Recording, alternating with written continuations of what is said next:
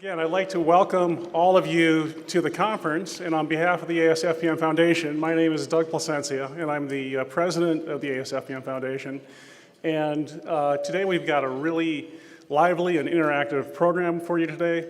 We're actually going to be presenting and showing to you some of the projects and some of the things we've been working on.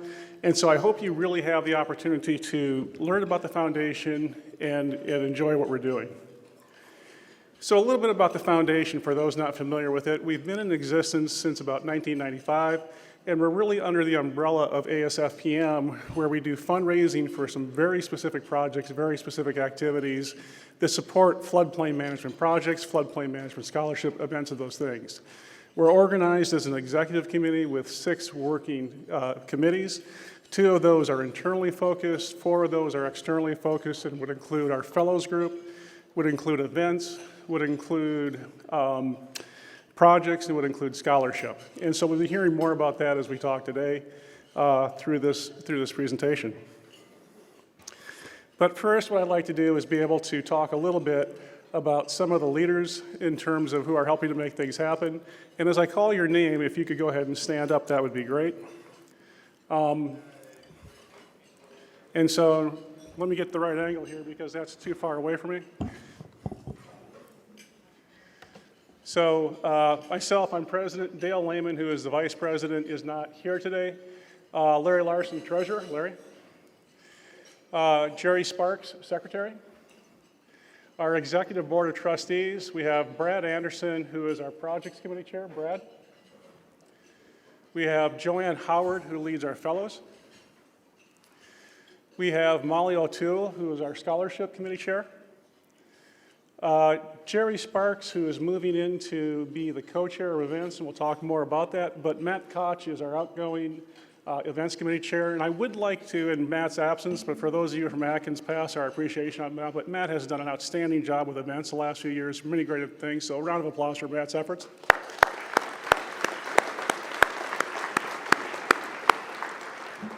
And then joining Jerry as events chair will be Tim Hillier from CDM. Matt did such a great job, we had to find 2 people to take over that job. Jeff Sparrow, fundraising. And Ann Terranova, who put this presentation together and behind the scenes is making wonderful things work through her and her committee. So for the executive board, a round of applause.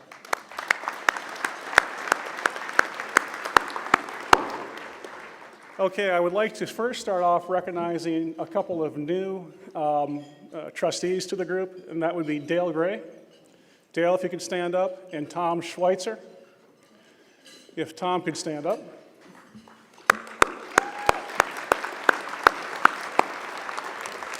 Your work assignments are forthcoming, gentlemen. We'll be keeping you busy. In terms of existing trustees, Mark O'Born, Matt Koch, Joe Bruno, Elise Eibendal, please stand, Elise. Vince DiCamille, Samantha Medlock, Mark Forrest, Gopal Raj, Mike Graham, Seal Strauss, Tim Hillier, and Bo Temple. So those are our trustees.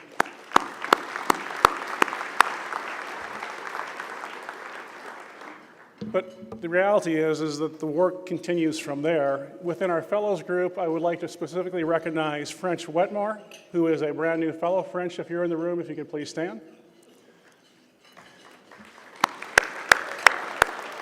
And I don't know if Diane made it in today or not, but we brought Diane as a fellow last year as well.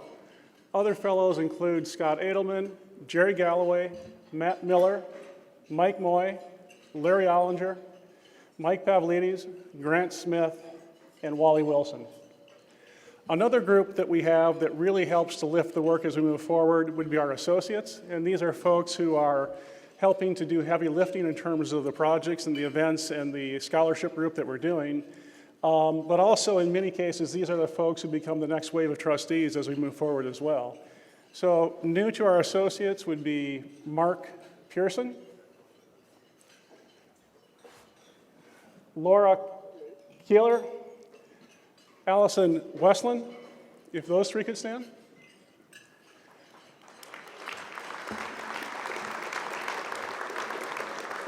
And then we have Jeremiah Alvarez, Bruce Bender, Ben Frilley, Dave Fowler, Gene Wong, Jessica Ludy, Deb Mills, Don McAvoy, and also a note for Don. Don was a long-term trustee on the board. Don has since stepped down, now going to the next board as a trustee and will be an associate, continuing his work and effort with the group. Mike Robinson, Janice Roper-Graham, Elisa Savaggio, Terry Turner, Veronica Villalobos-Pogue, and Joanna Wagshaw. Those are our associates. So associates, thank you.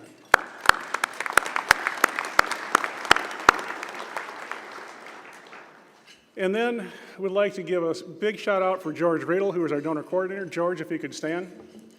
So I just want to acknowledge what George has done since he's come on as the donor coordinator for the group. We have really tightened up a lot of what we've done on the collection side, on the donation side, and a lot of the financial success we're seeing as an organization not only comes from Jeff's leadership in fundraising, but the hard work that George is doing as donor coordinator. So George, thank you.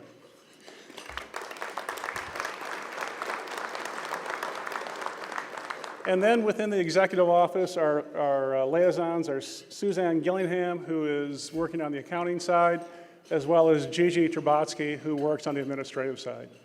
And so again, I thank you for allowing us to go through and recognize all these folks, but as you can tell from the foundation standpoint, it takes a lot to accomplish the work we're putting together. You know, many hands coming together are doing great things. So again, thank you for the time to allow us to acknowledge those folks. Now, one of the things I wanted to talk to briefly is that tomorrow we're going to be signing a formal memorandum of understanding with Floodplain Management Australia.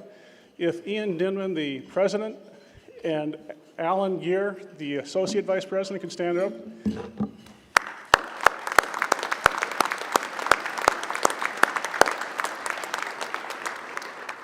But for those who have been with the association for a number of years, we've had a long and beneficial relationship with our friends and our mates down under. And we've been at their events, they've been at our events. And so now we're moving forward to the next step, which is to talk about how we're going to formally collaborate and cooperate. I know that ASFPM is looking at this, the foundation is as well.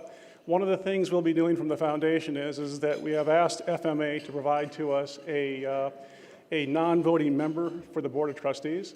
Alan Gear will be representing those folks. I explained to him that I think the call started at 2 a.m. his time, but we might make some accommodation down the road as we move forward. But we're really looking forward with that. And also, I believe FMA has extended a similar courtesy for us to participate with their board. And Mark Forrest, if Mark can stand up, will be our delegate and representative as a non-voting fashion to FMA. So we're really excited about this. And tomorrow at our board meeting, we'll be having an official signing ceremony with that event. So this is a great partnership and great progress. So thank you.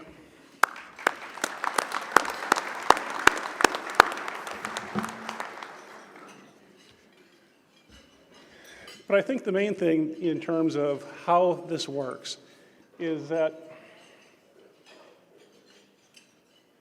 need to thank everybody for their generosity in terms of getting things done for this event itself. Without your generosity, we would not have the cash to be able to make it happen. So what I'd like people to do here is that if you have made a donation to our silent auction, if you are buying something at the silent auction, please stand. If you have made an individual cash donation as an individual between you and with you and your family, please stand.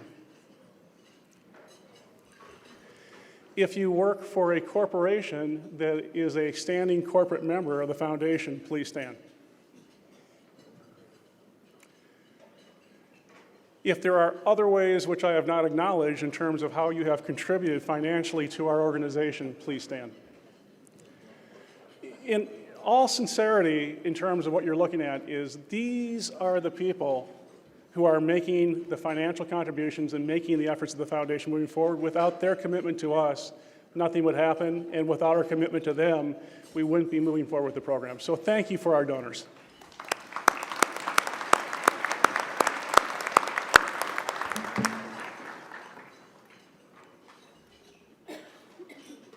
So what are some of the things that we are able to fund with our program? Well, you're going to be hearing later from our future leader scholar, Jesus Mulgado, along with Molly O'Toole on scholarships. but the fact that we are making a significant contribution to the scholarship program, and frankly, we are making a real difference in one person's life in terms of what it means to get a degree and what it means to be a floodplain manager is what the foundation is about. Or if you want to talk about what's happening on the technical side, we do the Larry Larson Speaker Series. Last year we had a topic on big data. For those who have been following the big data issues itself, I am absolutely convinced that in 20 to 30 years, big data will dominate how we do business. But there's going to be a rocky road as we move forward in terms of how we get there. So we began to examine what are the boundary conditions on big data, and when do we know whether it's good data or bad data, and how do we move forward? Every few years, we do an event named after Gilbert White, the father of modern floodplain management, on we call the Forum. And this year, the topic was on urban flooding and resilience. You heard a little bit of that from the opening plenary speakers today when they start to talk about the multiplier effect of damages that are taking place within the nation right now. And it's no mystery that some of this is happening within our coastal zones because it's where the population is. And so what we are looking at breaking ground on right now within this group is starting to talk about what are the policy changes and what are the things we need to look at differently in the urban area. The way I like to characterize it to the team, it's not really about the flooding, it's about the concentration of damages that has got to get our attention. The flooding is you just pour it in, you shake, and you've got yourself a disaster. So what we're trying to do is begin to understand what are the consequences of that? What are the consequences of having infrastructure that was just perfectly fine 15 years ago that today is now under design and under standard? Where is that taking us in terms of damages? We also have done a number of state flood risk symposia. Our most recent one was within the state of California. And what we were looking at was looking at what were the policy changes that California needs to be taking as it relates to riverine flooding, coastal flooding, and arid regions flooding within the state. Again, being a catalyst to help fund and further those conversations state by state, I believe this is about the 12th one of these that we have done at this point in time. But again, we'll talk more about this down the road, but as you can see, how we make a difference is really through the work of many, it's through the effort of many, and again, I'd like to thank everyone for those contributions. But you've probably heard enough from me at this point in time, and what I'd like to do is help us have an opportunity to talk a little bit about a couple of really interesting things that we're doing here. So to help take on the path forward, we'll have Molly O'Toole and Jesus Mulgado from the scholarships, and then we'll have Brad Anderson and the team related to our efforts in terms of the Earth Force, FEMA, Rocky Mountain partnership in terms of promoting youth education. So with that, I will turn it over to Molly. Okay. Thank you, Doug. Thank you very much. Thank you all for joining us.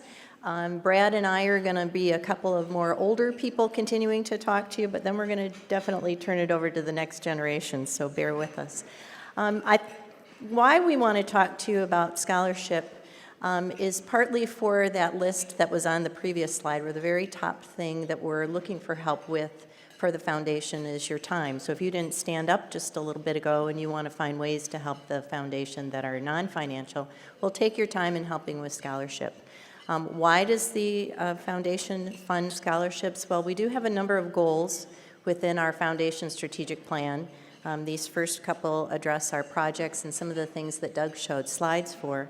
But the top of this next slide is our goal that does speak to scholarships, and our purpose is to look to the future generation. We want to ensure that we have people who are aware of our national issues and the issues that are so diverse as we go from one side of the country to another, and people who really want to dedicate a career. I think we can all, not all, many of us can say, I didn't intend to go into floodplain management work, I didn't intend to do watersheds, I fell into it. And we need more people not to fall into it and find themselves in a job doing things they never thought they'd do. We need more people dedicated to what we do in the first place. So that is some of our purpose. Our student paper competition is in its 9th year. We hold the same process every year where we ask for abstracts from full-time students in January. We have a process of going through those abstracts and selecting semifinalists. Mark Forrest has been leading up that effort for quite some time, and we appreciate all of Gigi's work. And then the semifinalists, there are 3 semifinalists who come, get travel to the conference. We hope they get to take some time out of their full-time work schedule and those expenses and come, and then earn a little bit of prize money. So if you are interested, the student paper competition happens to be this afternoon at 3:45. The information is in your pocket guide. It's right up above the session A1 descriptions. But come and hear from the students and learn from them. They also have posters that they have at the foundation booth, so you can meet them later and review their posters. But as we go forward with the student paper competition, we really, really need your help advertising it, promoting it to people that you know who are in school, people who are working on an undergraduate or a master's or a PhD program. If you know people who are instructors, if just help us spread the word, and we'll show you our website page to help us do that in a moment. Then for our Future Leaders Scholarship, you heard from Jesus last year. We were just getting going. We're going to have him share some thoughts with you again this year, but we did just start it in 2018. This is something that the foundation will work to always maintain as a prestigious scholarship. Right now, it's a 2-year scholarship for up to $25,000 of funding. It can go for tuition and expenses, or expenses, whatever the student's needs are, which is why we have the up to amount. But we're looking for students who are rising juniors so we can support their last couple years of primarily their undergraduate study. Jesus has done more than just be the Future Leaders Scholarship. He's endured as we've launched this brand new program and just kind of learning how to run a program like this. He really took us on a leap of faith. He probably took us on what even is ASFPM, but he's been very patient with us, and we hope what to bring to a scholar is not just those dollars, but the opportunity for mentoring, internships, involvement, and so he's back for a second year for the conference, and he's going to say a few words.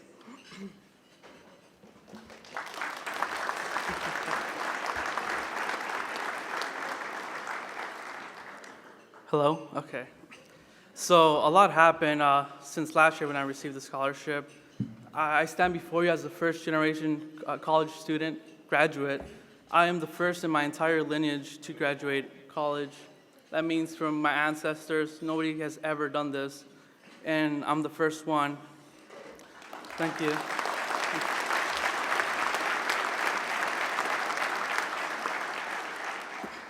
So apart from that, I also took the FE about maybe a month ago, and I'm pleased to say that I passed it. So I'm on my way to becoming an engineer in training.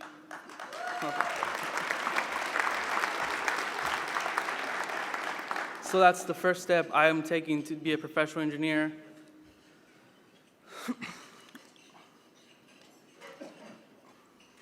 Sorry. But it wasn't all smooth sailing for me because my father suffered a stroke about last month, 3 weeks before my final. And as many as you know, my parents live paycheck to paycheck. My mother's a fry cook at Burger King, and my dad is a custodian at McDonald's. So this took a tremendous blow to my family. But because of this scholarship, I was able to be financially secure, to provide for my family, and to finish the semester strong. Because, man, you already should know the stress I was under. I had to have finals, graduate projects, because I'm also an accelerated master's, and I also had my senior capstone design. And to be honest, if it wasn't for this scholarship, I don't think I'll be here as a college graduate.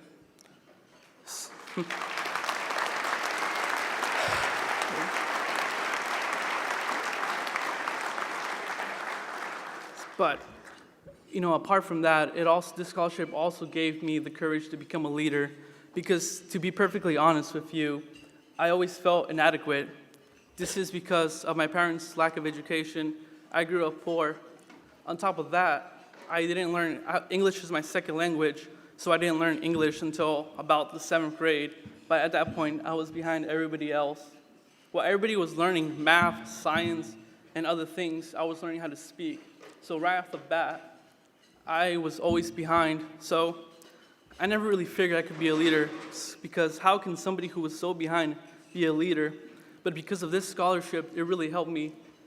I'm able to attend these conferences, be surrounded by all these successful people, and it really opened my eyes when I was able to attend the Gilbert White Forum.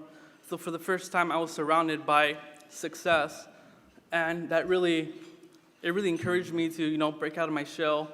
And now, because of this scholarship, I understand that I am a leader, because I fought tooth and nail to be here. I rose a mountain of failure and disappointment to be here, but because of this scholarship, I now have a clear direction of where I'm going to be. So, this is not the last time you'll see me, because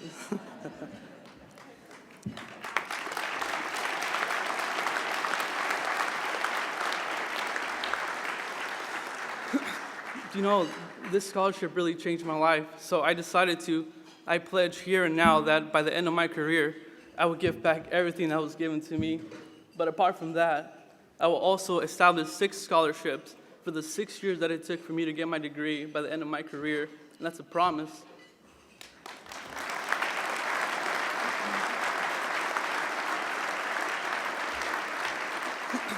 And I'm doing that so I never forget where I came from and what I had to be there. Because as the leaders, it's up to us to pave the way for the next generation. As y'all done for me, and I'm going to do for the next generation. So next year, there's going to be a new recipient with their own unique stories.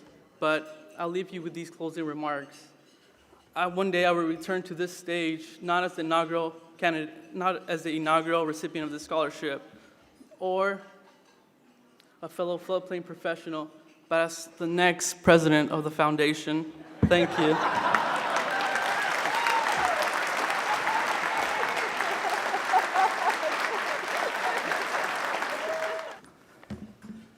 Thanks, Molly. I'm one of the old guys she referred to, in case you couldn't tell.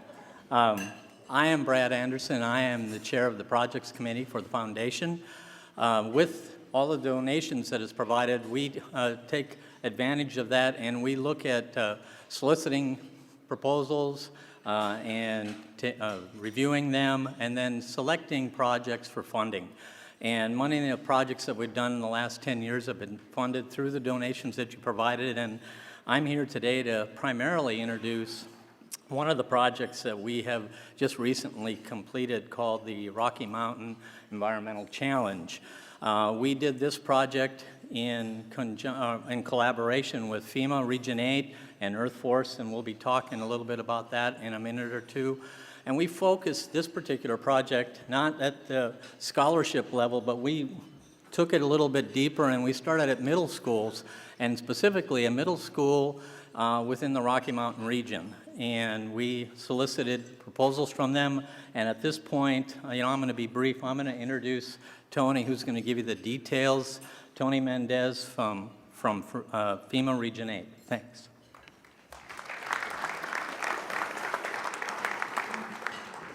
Thank you, Brad, and I really appreciate the chance to share some really creative and innovative thoughts and ideas about what we're trying to do in FEMA Region 8 in Denver. We have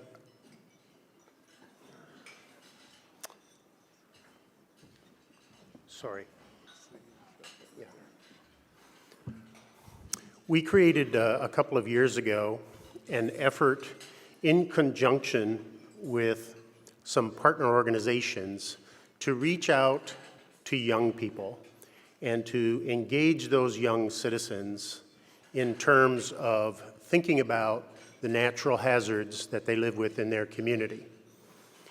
One of the things that is always a challenge for adults, for those of us who think we're adults, is not quite really remembering how smart we were as kids and how much smarter today's children are. But engaging young citizens in middle school has been an interesting effort because many of us as adults seem to take things on good faith And we find ourselves needing to prove exactly what we're talking about to these young citizens and helping them to engage their community leaders to discuss things like what natural hazards are our communities susceptible to and what can we do about it. A couple of years ago, as I said, we went and searched for some partners and found an organization called Earth Force, which is a private nonprofit that's been engaged in youth projects and activities, primarily place and project-based learning throughout the country. And we invited them to come and work with us in Colorado, in the northern Colorado areas, school districts, primarily Fort Collins, Loveland, and Estes Park. And these various school districts at the middle school level, the teachers were engaged in a learning opportunity, teaching them how to teach through this process, getting the kids to understand what their hazards are in their community, identifying some potential projects, and then engaging in that conversation with community leaders at the elected and appointed level. So it has been a rather long process each year for 2 years in a row, but we have validated this through a proof of concept, and we think that it deserves this level of attention, and that's why we brought one of the project team members here to talk to you about what they've done in project development in Estes Park and to share some of that story with you. I'm going to ask at this point for the folks to begin the videotape for us, if you could. This is an overview of the project that Hi, my name Estes is Carla, Park and did. I'm a 6th grade student at Estes Park Middle School. I'm going to talk about a project some of my classmates and I have been working on this year. It's about protecting Estes Park, Colorado from wildfires and floods. Estes Park is a small town near Rocky Mountain National Park, so we get a lot of visitors from all over the world. Our town is surrounded by the national park and wilderness areas. Wildfires are always a concern, and our forests provide plenty of wildfire fuel. Although we get snowmelt each year, we are a drier area because we are on the eastern slope of the Continental Divide. The terrain here overall is rocky and dry. This project was not required for a class, but something we could do if we wanted. We've gotten a lot of help and have learned so much. For our project, we looked at environmental issues that could affect us here in Estes Park and in the national park. To decide on a topic, we brainstormed environmental issues that could affect us here in Estes Park. We then voted on a topic. We thought that wildfires was the biggest concern. Flooding was the second biggest concern. In this project, we have learned that wildfires and flooding are often connected issues. For example, the Thomas Fire in California was followed by flash flooding. In Colorado, following the Hyde Park Fire in 2012, the next year we had flooding across the Front Range. After deciding on wildfire prevention as a topic, we tried to come up with solutions to this issue. We have met with firefighters, taken field trips around town to look at wildfire hazards, researched fire safety programs, and have interviewed an insurance agent and realtor.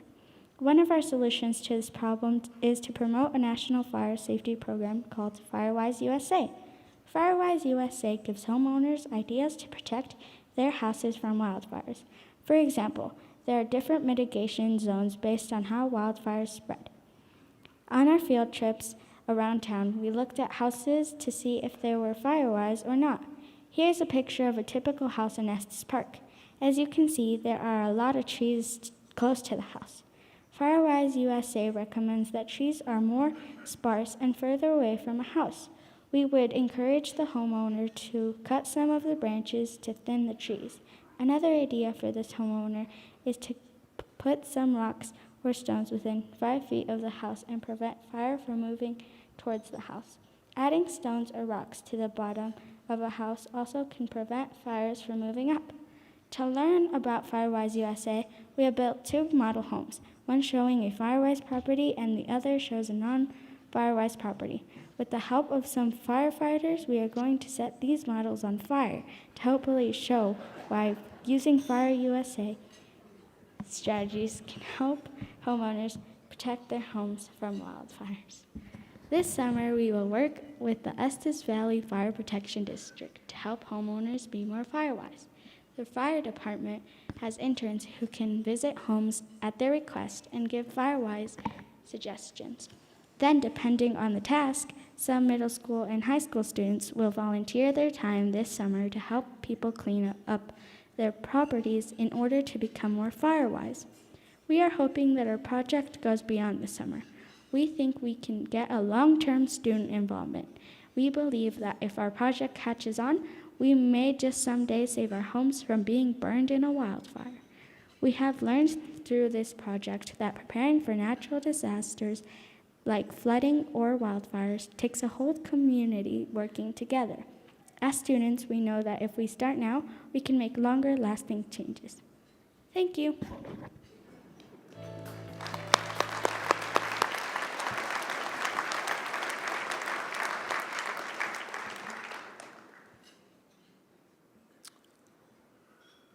So that presentation was done by the students of Estes Park Middle School. And I realize that we're not at a fire or wildfire or Firewise conference. The 800-pound gorilla in the room for most of us is flooding. But witness, please, the changes to FEMA's Hazard Mitigation Grant Program and the availability of post-wildfire flood mitigation grants. It has become a much more significant issue and a higher priority for all of us.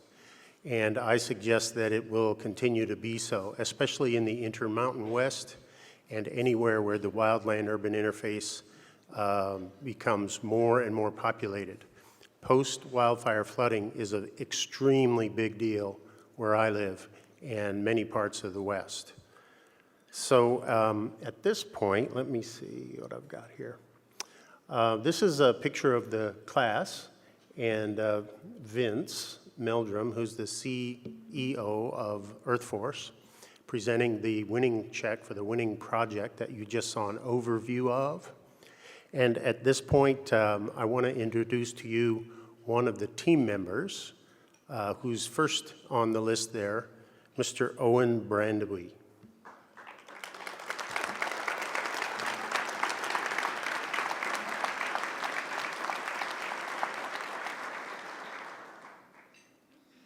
Hi, my name's Owen. I'm an 11-year-old at Estes Park Middle School. Our class won the Rocky Mountain Environmental Challenge, and the people who gave us the money asked if there were any students willing to come to this conference, so here I am.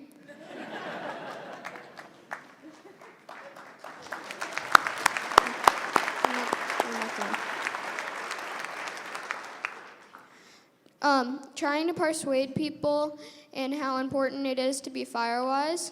We've been going to festivals, fairs, and etc. And over this course of this summer, we're going to have students go to people's houses, and they're going to help people take fire-wise protocol for people who can't do it themselves. And I'd also like to say a big thank you to Jessica Mater, Steve Johnson, and everybody else who has helped in the project. And also a big thank you to Fema and the ASFPM Foundation.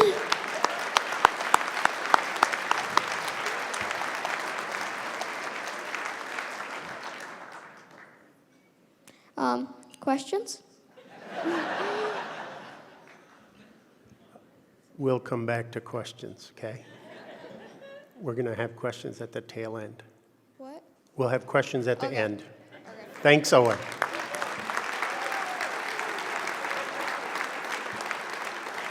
But for those of you who are curious, you can ask Owen and anybody else up here questions at the end. So Owen mentioned earlier that they built some models, and the photo on this, on the upper left, is when they actually did burn the models. The one that was less fire-wise burned down. The one that was more fire-wise survived the test fire. And of course, this is more kids in the project. These are a couple of quotes, and there's another page. from some of the students that were involved in the project, in addition to Owen.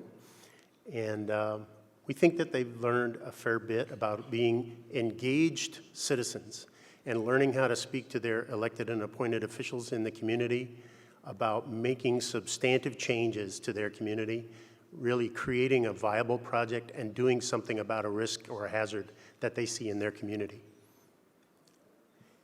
And at this point, I'd like to ask our other partner to come up, Mr. Vince Meldrum, to discuss a little bit more about this project. Hi, everybody. Thanks for having me out, and thanks for having us out. I often say that I have the best job in the country because part of what I do every spring is I travel around and see young people like Owen make presentations about projects that they've been working on for 7 or 8 or 9 months, and talk about how important and exciting it has been to them, which is really great. I also sometimes say I have one of the toughest jobs in the country because inevitably I always have to speak after a young person has just made a presentation or a bunch of kids have talked about the great things they're doing in their community. But we really appreciate everything that the folks at the ASFPM Foundation and Fema have done for us. And I want to talk to you, fill in a couple of the holes about what we do and why we do it and how we do it. And so typically when I make these presentations, I start with a story and tell you about a group of great kids that have done something amazing. And luckily for me, Owen has already done that. And so he's taken a third of my speech and just cut it out, which I really appreciate, and I'm sure you do as well. And so rather than talking about what we do, which you've seen, I want to talk about how we do it and why we do it. And then I'm going to talk a little bit about next steps, what we're going to do next. And so as you see, what we do is we have young people identify issues that they care about, dig into those issues, and try and improve their community. The way we do that is we have developed this process that we call the Earth Force process or the Community Action Problem Solving process. And that process just has young people do the same thing that all of you do all of the time. And that is they identify problems in their community, they identify the causes of those problems, they identify the factors that keep those problems in place, and then they identify ways to solve those problems, and then they enact them. And it's that extra part of enacting them and identifying things that they care about that really makes the difference for young people. Because it's not often, and I've seen this even today, it's not often that young people actually get to say what they care about. It's not often that they get to identify how they're going to work on something. It's not often that they get to come up with solutions. And the interesting part about them coming up with solutions is that though we all start in the same place talking about flooding, they go in a number of different directions to identify solutions. And so in addition to Owen's fantastic project, we had projects this year where, over the last 2 years, where young people are working with the school district to install best management practices as they redesign the school grounds. We have young people that are making emergency packets for kids with special needs because they have different needs during disasters. We have young people who have redesigned the track at their school so that it absorbs flood or it moves flood water away from the land. And so there are a lot of things that young people can do when they're excited to do that. The way we do it is we train teachers to use a process in a classroom that is problem solving and will look very familiar to you to how you solve problems, but imagine doing that with a group of 11 and 12-year-olds. And so we train teachers on how to do that. So the next thing is, why do we do this? You know, what's important about this? And Tony alluded to this a little bit when we started. When Tony was looking for partners and they were talking about different ways to do community engagement, we happened to meet them at a meeting that we were at, and we started talking about what does community engagement look like when you start younger, right? When you don't start with people who are in their 50s or 60s or 40s or 20s or 30s, but what happens when you start with teenagers? And there are a couple of benefits that you get from that.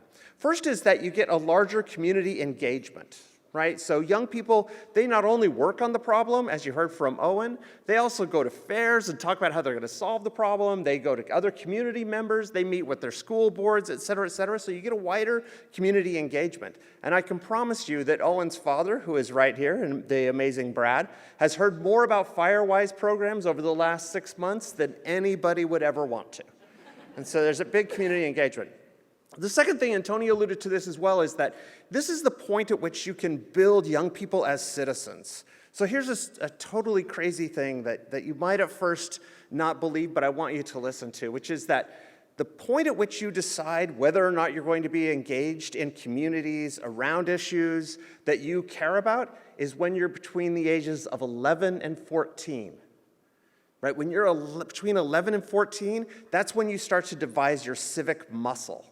Right? When you build a tool to solve problems. And if we can capture young people at that time, and if we can convince them to use tools like civic engagement to solve problems like flooding, then they're 40% more likely to be engaged as adults. So not only do you get to see Owen make a solution or solve a problem here, the likelihood that Owen will be involved for a long time goes up substantially, as well as other young people. The last thing, and the thing that I don't want to overlook, is that these kids are doing real resilience work. Right? They're decreasing the amount of burning that goes in their community, they're redesigning landscapes, they're changing the way their cities are structured. So there's real resilience work that is going on from these young people. Third thing I was going to talk about is what's next. Well, we've been doing this for 2 years, as Tony mentioned. We think it's been a great success. It's been an interesting pilot in a lot of ways. It's the first time we've ever worked in environmental hazards or flood mitigation or anything like that. It's the first time that Fema has tried to engage young people at this age level. And so there's been a lot for us to learn from each other. But now we feel like the program is getting to the place where we can take it to new audiences. So over the next year, over the next 6 to 7 months, we're going to be identifying 2 new communities to work in. One will be in Region 8, one will be outside of Region 8, and we're going to identify those, we'll work with them and set them up, and they will launch in schools in the fall of 2020. So we're going to start that way. And then after that, we hope to add between 2 and 4 communities a year. So we're going to start to blossom the program out, and hopefully some of you we can work with. In addition to that, I think it's incredibly important. I want to follow up on something that Owen said, which is a big thank you to our partners, right? So FEMA has stuck with us in Region 8, and the great folks they work with at Resilient Action Partners have stuck with us as we've tried to figure this out and had to work through a lot of initial challenges and how do we engage people, and that has been fantastic. And they're sticking with us as we talk about what growth looks like and how do we get bigger. But I also want to thank ASFPM Foundation, which I have almost as hard of a time saying as Owen does. Unfortunately, I think I coached him on saying that, and so that's part of the challenge. But we've worked with the ASFPM Foundation, and it's done a couple of things that are really important for us. First is the foundation has helped us find volunteers in the communities where we work. And those volunteers do 2 things. So when the young people are identifying the problems that they want to work on, they don't really have the expertise in flood mitigation or floodplain analysis and such. And so they're able to pull in members from ASFPM that can help them understand that. The second thing is that a lot of members of ASFPM and some of the local chapters participate as judges. So it sounds like it's a one-day event, but it takes 6 months for kids to get through this process. And as they get through the process, they develop a proposal, which they send to us, and then we send out to professionals to read. And members have helped us by reading those proposals, providing feedback to the students, and helping us identify the best ones. And then the third thing is, and Owen kind of mentioned this, but I think it bears repeating, which is that every project that gets to the finalists, the top 10 projects of this, they receive funding to implement their program in their community. And that funding comes directly from the donations that are made to the ASFPM Foundation. And but for that funding, without that money, those young people wouldn't be able to do those projects. Right? So the school that is installing BMPs over the last couple of years, that never would have happened. The FireWise education program that's going on in Estes Park never would have happened. The young people that are creating disaster packages for disabled kids never would have happened. And that fundamental work, that partnership between the funding and the volunteering and helping us think about what it takes to grow is essential for something like this becoming something much larger. So I want to thank all of you that have donated in any way to the program. I want to thank the board and the trustees of the foundation, and I want to thank especially Owen and all the young people who have served as such an inspiration to me, and hopefully will keep leading us as we go into the future. And I think I'm turning it back over to Brad.